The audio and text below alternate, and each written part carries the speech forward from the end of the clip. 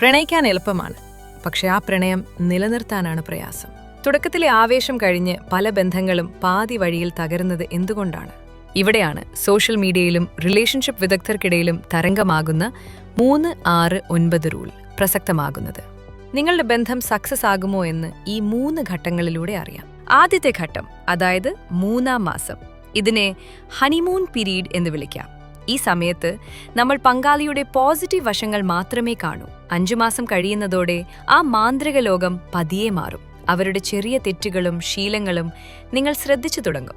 ഇവിടെ നിങ്ങൾ സ്വയം ചോദിക്കണം, ഇവരുടെ പോരായ്മകളോടെ എനിക്കിവരെ സ്നേഹിക്കാൻ കഴിയുമോ? ഇതിനെ മറികടന്നാൽ നിങ്ങൾ അടുത്ത ഘട്ടത്തിലേക്ക് കടന്നു. ഘട്ടം 2, 6-ാം മാസം. ഇതൊരു റിയാലിറ്റി ചെക്കാണ്.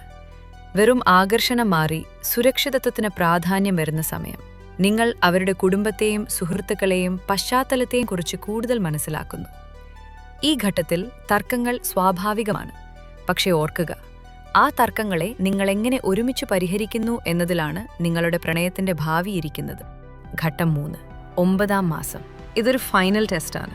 ഇവിടെ പ്രണയം വെറുമൊരു വികാരമല്ല, ഒരു ഉത്തരവാദിത്തമാണ്. കരിയർ, സാമ്പത്തികം, ജീവിതശൈലി എന്നിവയിൽ നിങ്ങൾ എത്രത്തോളം ഒത്തുപോകുന്നു എന്ന് കൃത്യമായി ബോധ്യപ്പെടുന്ന സമയം. 9 മാസം വിജയകരമായി പിന്നിടുന്ന ദമ്പതികൾക്ക് പരസ്പരം പൂർണ്ണമായി മനസ്സിലാക്കാൻ സാധിക്കും. ഈ ഘട്ടം കഴിഞ്ഞാൽ ആ ബന്ധം തകരാനുള്ള സാധ്യത വളരെ കുറവാണ്.